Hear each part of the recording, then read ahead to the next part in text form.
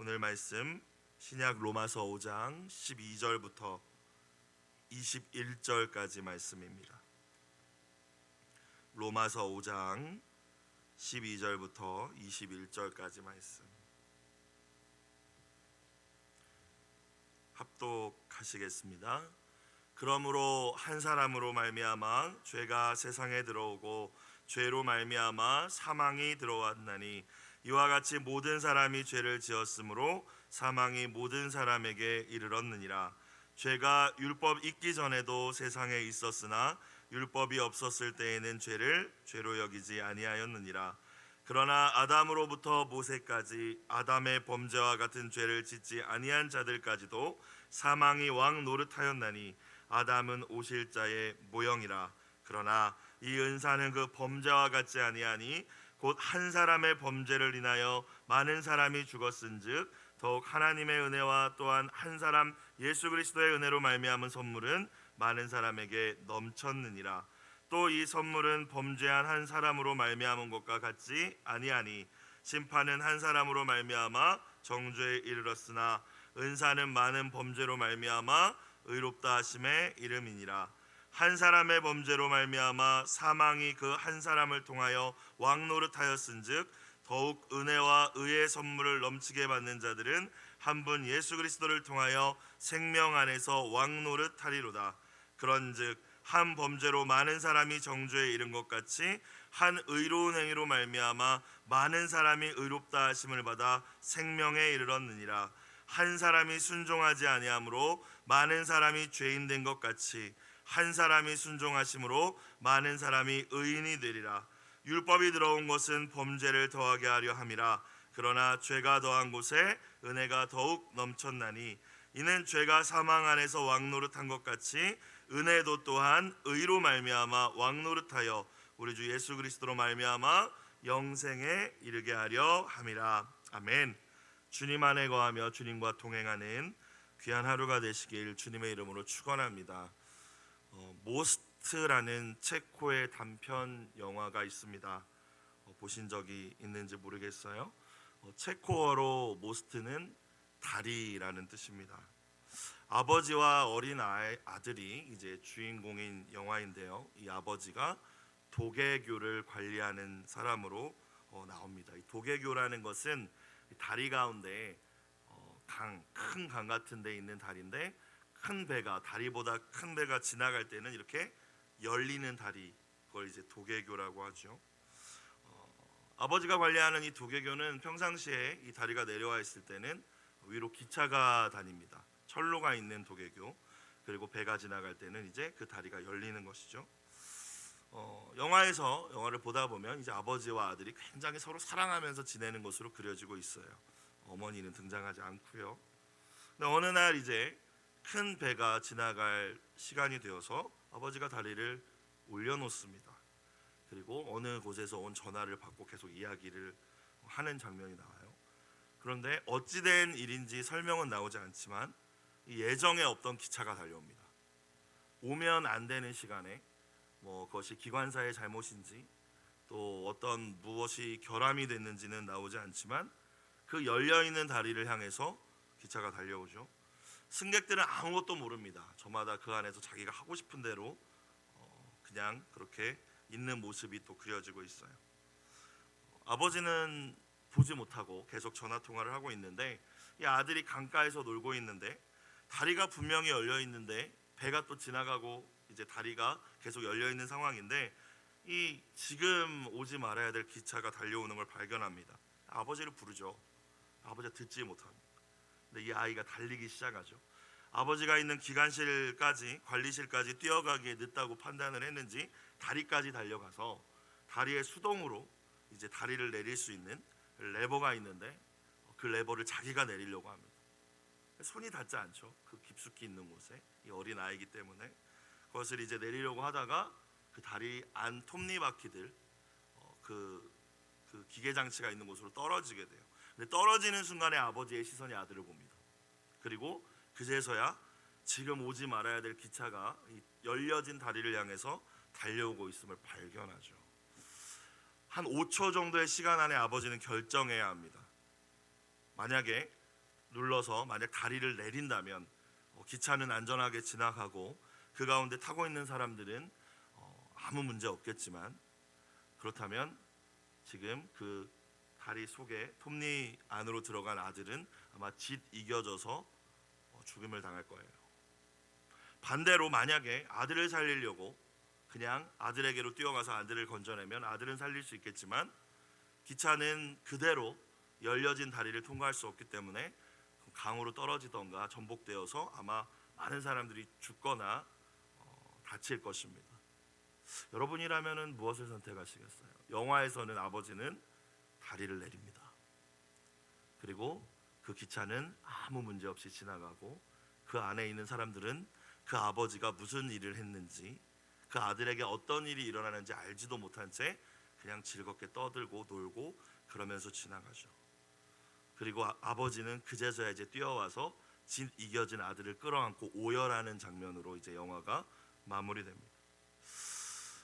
외아들 예수님을 내어주시면서 죽을 수밖에 없는 우리를 구원하신 아버지의 위대한 사랑을 보여주는 영화였어요. 참 많은 은혜가 있었던 영화였습니다. 오늘 이 한날도 자기 아들의 생명을 내어주시며 우리를 멸망에서 구원하신 그 하나님 아버지의 사랑을 깊이 묵상할 수 있는 이 한날이 되기를 주님의 이름으로 축복합니다. 결국 로마서가 이야기하는 것은 그것이지 않습니까? 하나님의 은혜. 세상의 사랑과 세상의 논리로는 도저히 설명할 수 없는, 정말 어떤 찬양의 가사 고백을 보니까 사랑의 눈이 멀었대요. 하나님 사랑의 눈이 멀지 않으면 할 수 없는 사랑을 저와 여러분에게 베풀어 주신 줄로 믿습니다. 오늘 말씀에서 사도 바울은 세상 모든 사람의 대표가 되는 두 사람을 언급하고 있죠.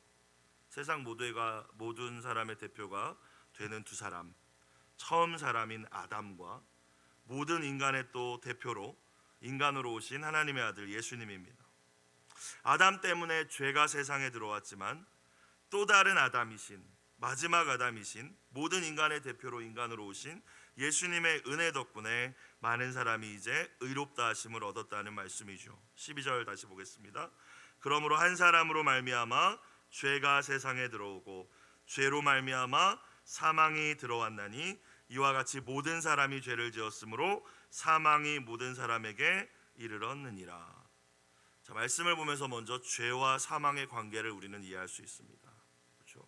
욕심이 잉태하면 죄를 낳고 죄가 장성하면 사망에 이르죠. 멸망에 이릅니다. 참고로 여기서 이야기하는 사망이란 단순히 우리의 육신의 죽음만을 의미하는 것이 아니라 하나님으로부터의 완전한 분리이며 또 우리가 지옥이라고 알고 있는 영원한 죽음을 의미하는 것입니다.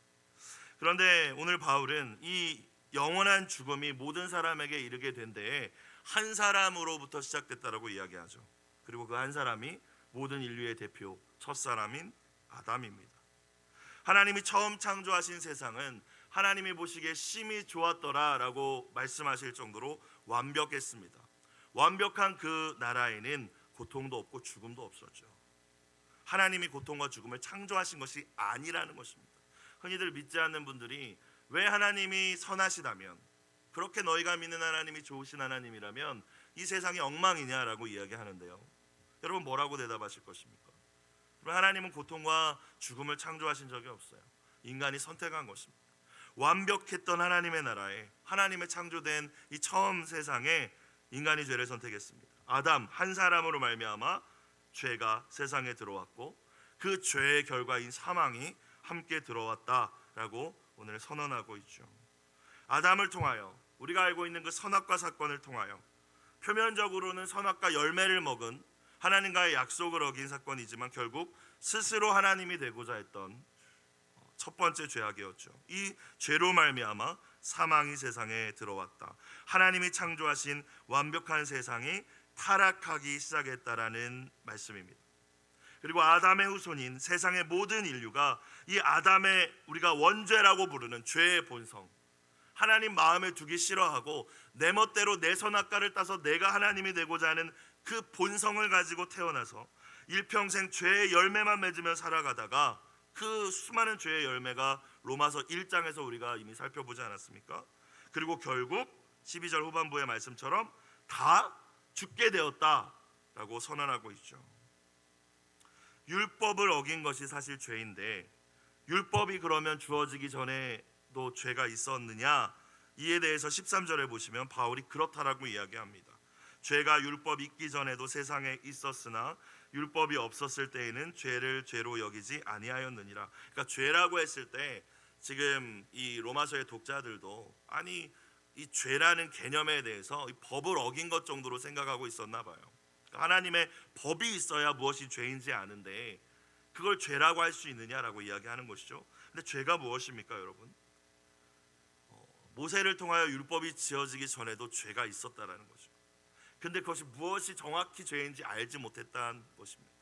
하나님과 하나님의 뜻을 거역하는 것, 하나님을 마음에 두기 싫어하여 자기 마음대로 사는 것 자체가 자기가 하나님이 되어 사는 것이 죄의 본질이기 때문에 율법이 주어지기 전에 이미 온 세상이 죄악으로 관영했다. 그것이 13절의 선언이죠. 율법이 있기 전에도 세상은 죄악 가득했다. 이것이 바울의 이야기입니다. 다만 율법 무엇이 죄다라고 이야기하시는 하나님의 그 명확하신 말씀이 있기 전에 사람들이 그것을 죄를 죄로 여기지 않았을 뿐이지 세상에는 온갖 사람들이 죄로 가득했다라는 거예요. 14절 그러나 아담으로부터 모세까지 아담의 범죄와 같은 죄를 짓지 아니한 자들까지도 사망이 왕 노릇하였나니 아담은 오실 자의 모형이라라고 이야기를 하죠. 그렇죠. 선악과 열매를 따먹은 범죄는 아담만 지었는데 그 아담의 죄로 사망이 들어왔는데 똑같은 죄를 짓지는 않았지만 모든 사람들도 결국 아담과 같이 운명이 되었고 사망이 왕노릇하게 되었다라는 것입니다. 말씀드렸듯이 아담의 후손인 모든 인류가 그 죄의 본성을 가지고 태어나서 평생 죄만 짓다 살다가 같은 운명에 처하게 되었다라는 것이죠. 사망이 왕노릇하였다는 것은 하나님께서 창조하신 세계를 원래 인간에게 모든 권한을 주셨죠. 피조 세계를 다스리고 관리하라고. 하지만 죄가 들어오고 사망이 들어오면서 이 주인 노릇을 할 수 있는 것이 아니라 하나님은 이 세상에서 인간을 가장 존귀하게 여기시고 다스리라고 하셨는데 이 죄가 그 권한도 빼앗아 간 것입니다. 그래서 종노릇하게 된 거예요. 종노릇. 사망이 왕노릇하였다라는 표현은요, 죄를 진 인간은 종이 되었다는 표현입니다. 사탄이 왕이 되었다라는 거예요. 쉽게 얘기하면 마귀가 이끄는 대로 사는 존재가 되었다라는 말입니다. 하나님을 거역하려는 그 본성으로 인간은 태어나면서부터 죄인. 그래서 결국 이 세상은 죄악이 가득한 세상이 되었고 다 죽을 수밖에 없는 운명이 되었고 사망이 왕노릇하게 되었다. 모든 인류는 그 사막에 질질질 끌려가는 종이 되었다는 것입니다. 결론을 12절부터 14절까지의 말씀의 결론을 지어본다면 아담 한 사람으로부터 시작된 죄와 사망의 권세가 온 인류를 지배하게 되었다는 것입니다. 그러나 이제 뒤 이어지는 말씀이 어떤 말씀입니까? 죄와 사망의 그 영향력 막강했지만 이 세상을 엉망진창으로 만들고 모든 인류를 정말 지옥으로 끌고 가려고 하는 이 사탄 마귀의 영향력 막강했지만 예수님을 통하여 오는 생명과 은혜의 영향력이 더욱 강력하다. 그것이 오늘 말씀을 통하여서 사도 바울이 저희에게 주시는 메시지인 줄로 믿습니다. 15절 그러나 이 은사는 그 범죄와 같지 아니하니 라고 15절이 시작하고 있습니다. 그러나라고 나오죠. 그러니까 14절 마지막에 어떻게 마무리가 됐어요?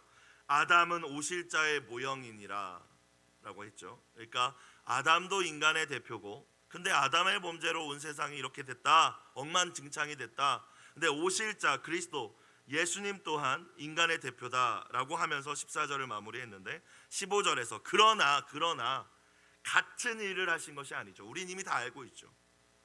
예수님도 인간의 대표로 오셨지만 아담과 예수님 둘 다 모든 인류의 대표이지만 예수님이 하신 일의 모습은 그리고 그 결과는 다르다 이야기입니다.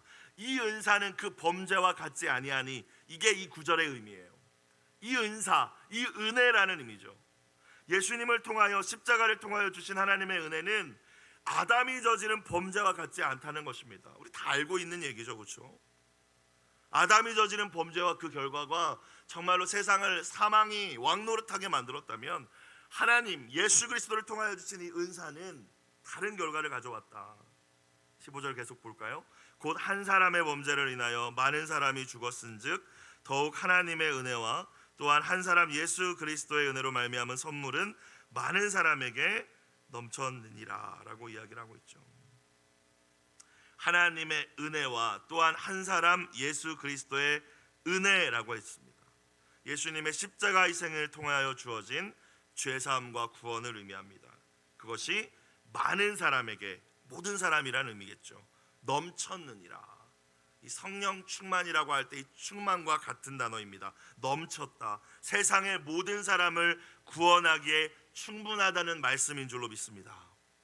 십자가의 그 은혜로 말미암아 사탄이 아담을 넘어뜨려서, 하와를 넘어뜨려서 온 세상이 사망의 지배 아래 들어가게 했지만, 모든 인류가 죄의 종노릇하다 죽어 멸망당하게 했지만, 예수님을 통하여 주신 은사, 그 은혜는 더욱 강력한 능력으로 차별 없이 모든 믿는 자에게 주어져서 모든 인류를 구원하기에 충분하다는 말씀이죠. 16절 다시 바울이 반복합니다. 또 이 선물은 이라고 표현합니다. 앞서 15절에서는 은사는 이라고 표현했죠. 같은 것이죠. 십자가를 통하여 주신 그 구원의 은혜, 십자가의 은혜입니다. 이 선물은 범죄한 한 사람으로 말미암은 것과 같지 아니하니 심판은 한 사람으로 말미암아 정죄에 이르렀으나 은사는 많은 범죄로 말미암아 의롭다 하심의 이름이니라. 다시 한번 은혜가 더욱 강력하다는 것을 이야기해 주고 있는 거예요. 지금 구조와 어떤 이 형식상 해석이 쉬운 문장은 아닙니다. 다시 한번 무엇을 이야기합니까? 바울이 범죄가, 이 심판이 한 사람으로부터 시작되었다. 하나님의 공의로우신 심판이 한 사람의 범죄로부터 시작되었다라는 것이죠. 온 세상이 사망의 왕노릇하게 되어서 모든 사람이 하나님의 심판을 받고 정죄, 유죄를 받게 되었다라는 의미입니다. 그러나 은혜는, 은사는 온 세상이 이 죄악이 만연해 있을 때 주어졌다라는 것이죠. 한 사람으로부터 시작된 죄가 온 세상을 타락시키고 그로 인하여서 하나님의 심판이 이르게 되었죠. 그런데 이미 그렇게 다 타락해버린 세상 가운데 하나님의 은혜가 이르러서 의롭다 하심에 이르게 되었다라고 이야기합니다. 그러니까 바울이 이야기하고자 하는 것이 무엇입니까? 하나님의 공의를 뛰어넘는 하나님의 그 위대한 사랑과 은혜를 이야기하고 있는 것입니다. 하나님의 은혜가 더욱 위대하고 강력하다라는 걸 이야기해 주는 거예요. 아담의 범죄로 인하여 죄와 사망의 권세 아래 있던 자들이 예수 그리스도의 십자가 은혜로 말미암아 죄 사함을 받고 하나님과 원수된 상태에서 회복되어 구원의 백성이 되었다. 은혜의 파워는 이처럼 어마어마하다라고 이야기를 하고 있는 것입니다. 죄가 이미 온 세상에 다 들어찼는데 예수 그리스도의 십자가의 은혜의 파워가 얼마나 강력하면 이미 온 세상이 죄로 물든 세상을 완전히 뒤바꿨다는 이야기예요.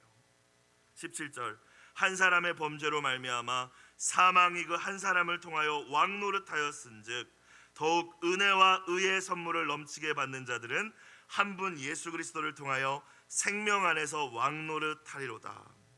이 17절 말씀은 이제 이 십자가 은혜를 믿은 자들의 신분의 변화, 사망 밑에서 종노릇하던 저와 여러분이었는데 그 은혜를 받은 자들이 이제 어떻게 변화되었는지를 이야기해 줍니다. 17절을 다시 보시면 다시 한번 또 반복합니다. 사망 권세가, 사탄의 권세가 한 사람 아담을 통하여서 그 죄가 들어오게 한 그 아담을 통하여 왕노릇하였죠. 이 세상을 다 다스리고 있었다라는 거예요. 다 사탄의 손아귀에 있었다라는 거예요. 모든 인류는 질질질질 죽음을 두려워하며 끌려가다가 죽어서 멸망당할 수밖에 없었다는 것입니다. 그러나 17절 후반부 더욱 은혜와 의의 선물을 넘치게 받는 자들은 저와 여러분이 하나님의 은혜와 의의 선물을 넘치게 받은 자들임을 믿으시길 주의 이름으로 축원합니다. 십자가를 믿음으로 우리는 은혜와 의의 선물을 넘치게 받은 자입니다. 깨어진 하나님의 관계가 그냥 은혜로 회복되어 올바른 관계가 되었다는 것이죠. 하나님 앞에서 유죄받을 수밖에 없는 우리가 의롭다 하심을 입어 무죄가 되었다는 것이죠. 그런데 그것뿐만이 아니라 뭐라고 바울이 이야기합니까? 사망이 왕노를 했다라는 표현은 죄의 종노를 했다라는 것이잖아요, 우리가. 그런데 17절 후반부 한 분 예수 그리스도를 통하여 이제는 우리가 무슨 노릇을 합니까? 생명 안에서 무슨 노릇? 왕노릇하리로다. 아멘. 이것이야말로 정말 하나님의 위대한 은혜인 줄로 믿습니다. 여러분, 그냥 죄만 용서해 주시고 끝났다는 이야기가 아니잖아요. 지옥 갈 우리를 지옥만 안 가게 해주셨다는 이야기가 아니잖아요. 지금 바울이 무슨 이야기를 하고 있습니까? 우리의 신분 자체가, 정체성 자체가 완벽하게 변화되었다는 것입니다. 종이었다가, 죄의 종이었다가 예수님과 함께 왕노릇하는, 이제는 죽음을 두려워하지 않고 생명 안에서 주님이 주신 잃어버리지 않는, 이제는 죽지 않는 그 영원한 생명 안에서 왕노릇하게 될 것이라. 예수님이 우리에게 허락하신 은혜가 그저 죄와 사망의 권세에서 자유를 주시는 것에 그친 것이 아니라, 그것만 해도 엄청난 은혜인데, 하나님의 나라의 유업을 이을 자들, 존귀한 하나님의 자녀로 저와 여러분을 새로 지으셨음을 믿는 이 아침이 되시길 주의 이름으로 축원합니다. 여러분이 은혜의 파워를 깨닫고 깊이 알면 알수록 이 은혜로 말미암아 우리가 신앙생활하는 것이죠. 율법이 아니라 이 은혜의 파워가 어마어마하기 때문에, 이 은혜에 대한 감격 때문에, 감사 때문에 나 같은 것을 지옥 가지 않게 만들어 준 것만 해도 감사한데 왕노릇하게 만들어 주셨다는 거예요. 어떤 거에서 묶이지 않은 자유한 삶을 하나님이, 영원한 삶을 허락해 주셨다는 것입니다. 여러분, 예화를 하나 들어볼까요? 빈민촌에 거지 소년이 하나 있었다고 생각해 봅시다. 근데 이 거지 소년이 자신을 다스리는 국왕에 대해서 언제나 반역했다라고 생각해 보세요. 막 싫어하고 미워하고 왕이 하는 얘기 듣지 않으려고 하고 그런 소년이 있었다고 생각해 봅시다. 빈민촌에 살고 있던 소년. 자, 그런데 이 소년이 죽을 병에 걸려서 시름시름 앓고 있는 것을 왕이 알았다고 해보세요. 여러분, 제가 왕 같으면 너 맨날 내 말도 안 듣고 반역하고 그러더니 꼴 좋다라고 했을 거예요. 근데 왕이 자기 아들의 생명을 주어서 이 거지 소년을 살리는 것입니다. 근데 그것뿐만이 아니라 이 거지 소년을, 나에게 반역했던 이 소년을 왕궁으로 데려와서 이제는 생명을 내어준 내 아들과 같은 권한을 이 거지 소년에게 주는 거예요. 여러분, 이거 이해하실 수 있는 스토리입니까? 여러분, 그 사랑을 저와 여러분이 받았음을 깨닫는 이 아침이 되시길 주님의 이름으로 축원합니다. 앞서 말씀드렸듯이 사랑의 눈이 먼 것이죠. 하나님께서 우리의 머리로 이해할 수 없는 사랑입니다. 그 사랑을 받은 거예요. 여러분, 근데 저와 여러분이 무엇이 부족합니까? 우리가 그 은혜를 받았다고 고백하고 찬양하는데, 우리가 이 세상 것으로 우리의 마음을 채우려고 왜 그렇게 발버둥치며 우리가 목말라 하는 것일까요? 여러분, 하나님께서 우리를 지으셨을 때 온 세상에서 가장 존귀하고 위대한 존재로 지으셨음을 믿습니다. 여러분, 그것이 무엇을 의미합니까? 우리가 세상보다 위대하고 존귀하기 때문에요, 세상으로 우리를 채울 수 없다는 거예요. 우리의 심령을 채울 수 있는 것은 우리보다 위대하신 오직 하나님의 은혜로 채울 수 있음을 깨달으실 수 있길 주의 이름으로 축원합니다. 세상으로 채울 수 없는 거예요. 세상은 왕노릇하라고 주어진 것이죠.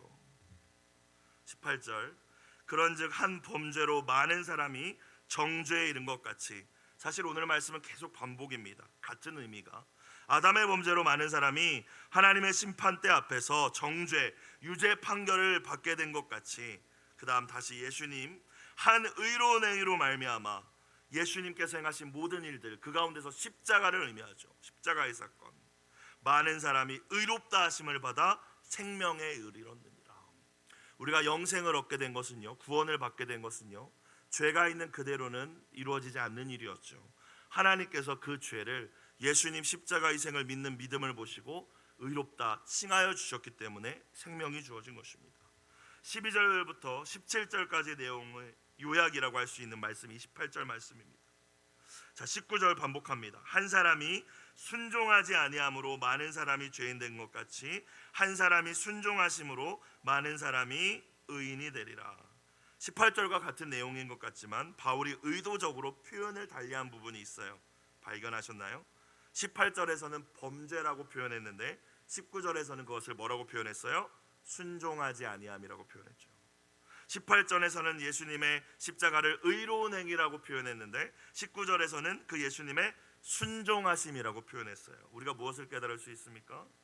하나님의 말씀에 대한 불순종이 곧 죄며 하나님 말씀에 대한 절대적인 복종이 의로움이라는 것입니다. 그것이 하나님 보실 때 의로운 것이라는 것이죠.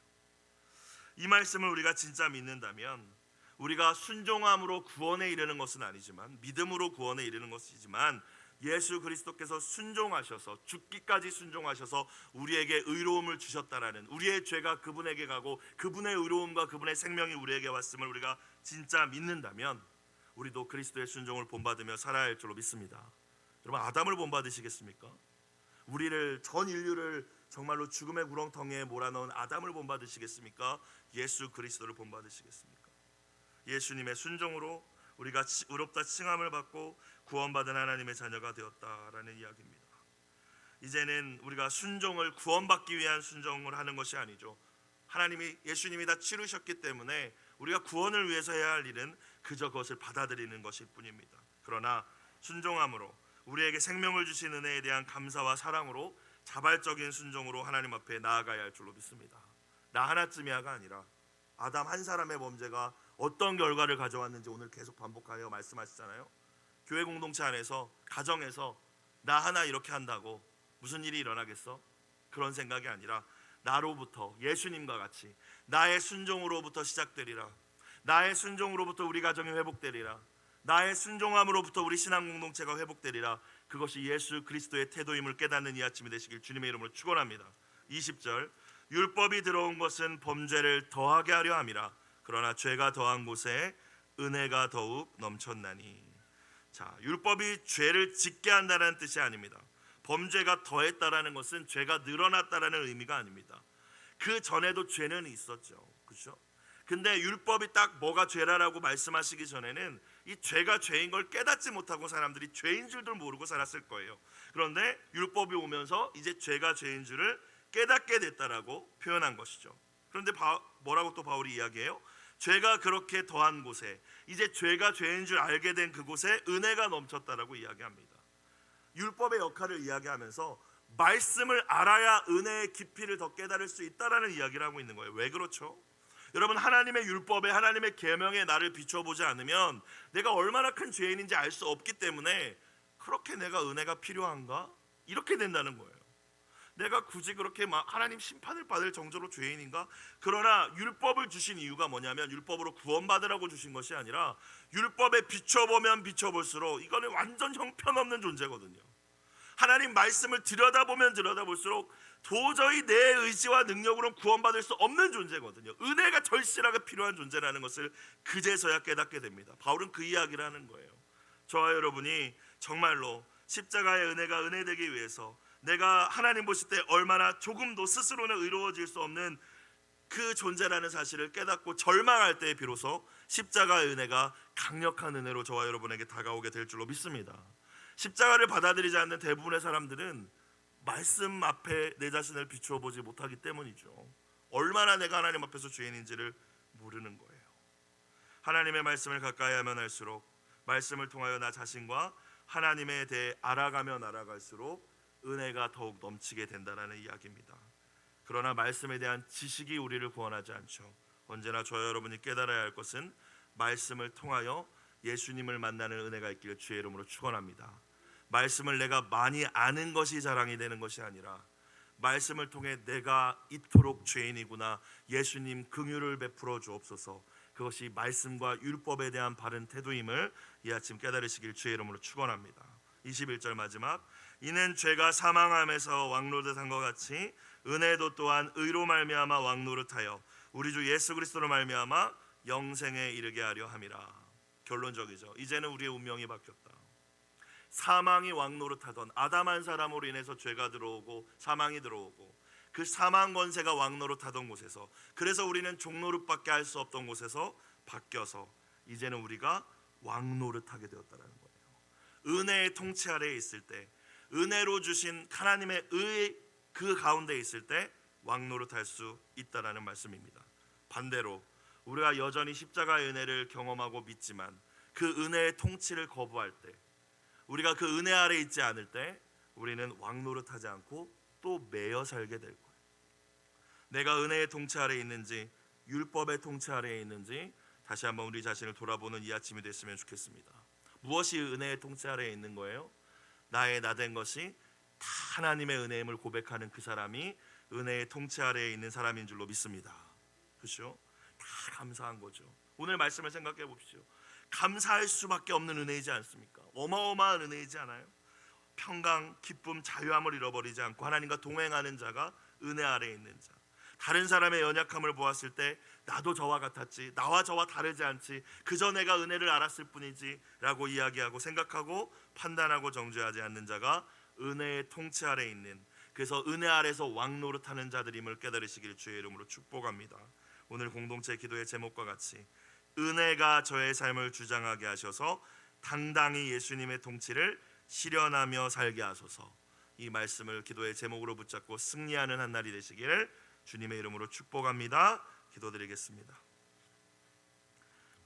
사랑과 은혜가 풍성하신 하나님 아버지, 저희의 넘치는 죄악을 그리스도의 풍성한 은혜로 씻어주시니 감사합니다. 우리를 구원하시기 위하여 죽기까지 아버지 하나님의 뜻에 순종하신 그 예수님의 순종을 또한 우리가 닮아가기를 원합니다. 한 사람 예수님의 순종이 온 인류를 생명에 이르게 했듯이 오늘 저희 각 사람의 순종을 통하여 우리의 사랑하는 가정과 이웃들 가운데 그리스도의 생명의 빛이 비추이게 하여 주시옵소서. 언제나 우리가 은혜 안에 있음을 잃어버리지 않게 하여 주시고 이제는 그 받은 은혜를 흘려보내는 축복의 통로로 살아가게 하여 주옵소서. 드려진 예물을 흠양하여 주시고 눈물의 기도에 아름답게 응답하여 주시옵소서. 예수님의 이름으로 기도드리옵나이다. 아멘. 주기도문 드리겠습니다. 하늘에 계신 우리 아버지, 아버지의 이름을 거룩하게 하시며 아버지의 나라가 오게 하시며 아버지의 뜻이 하늘에서와 같이 땅에서도 이루어지게 하소서. 오늘 우리에게 일용할 양식을 주시고 우리가 우리에게 잘못한 사람을 용서하여 준 것 같이 우리 죄를 용서하여 주시고 우리를 시험에 빠지지 않게 하시고 악에서 구하소서.